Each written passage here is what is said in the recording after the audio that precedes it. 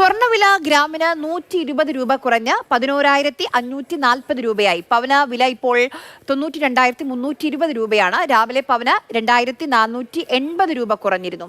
Pradeep Joseph വിവരങ്ങളുമായി കൊച്ചിയിൽ നമുക്കൊപ്പം ചേരുന്നുണ്ട്. പ്രദീപ്, ഈ ആഴ്ച തന്നെ 1 lakh എന്ന മൈൽ സ്റ്റോൺ ക്രോസ് ചെയ്യുമോ എന്നുള്ള ടെൻഷൻ ഉണ്ടായിരുന്നു. പക്ഷെ കുറച്ച് ഇന്നലെ ഇന്നൊക്കെ വില കുറയാണ്.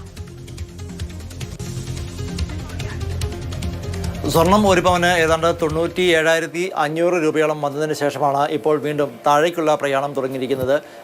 ഒരു പവൻ സ്വർണ്ണാഭരണം വാങ്ങണമെങ്കിൽ ഏതാണ്ട് 1,05,000 രൂപയിലധികം നൽകണമെന്നുള്ള സ്ഥിതിയിൽ വന്നു. ഇന്നലെ ഉച്ചയ്ക്ക് ശേഷം ഗ്രാമിന് 200 രൂപയുടെ കുറവ് അനുഭവപ്പെട്ടിരുന്നു. ഇന്ന് രാവിലെയും ഉച്ചയ്ക്കുമായി ഗ്രാമിന് 430 രൂപയുടെ കുറവാണ് ഉണ്ടായിരിക്കുന്നത്. അതായത് പവന് 3,440 രൂപയാണ് ഇന്ന് ഒറ്റ ദിവസം കൊണ്ട് കുറഞ്ഞിരിക്കുന്നത്.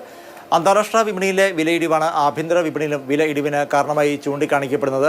മാത്രമല്ല, സ്വർണം അതിൻ്റെ പരമാവധി ലാഭമെടുത്തുകൊണ്ട് അന്താരാഷ്ട്ര തലത്തിൽ വലിയ തോതിൽ ശേഖരിച്ചു വെച്ചിരിക്കുന്ന ആളുകൾ വലിയ ലാഭമെടുത്തുകൊണ്ട് സ്വർണം വിറ്റഴിക്കുന്ന പ്രവണതയാണ് ഈ ദിവസങ്ങളിൽ കാണാനാകുന്നത്.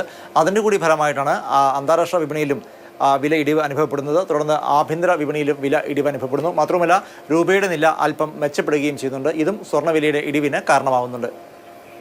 ശരി പ്രദീപ്.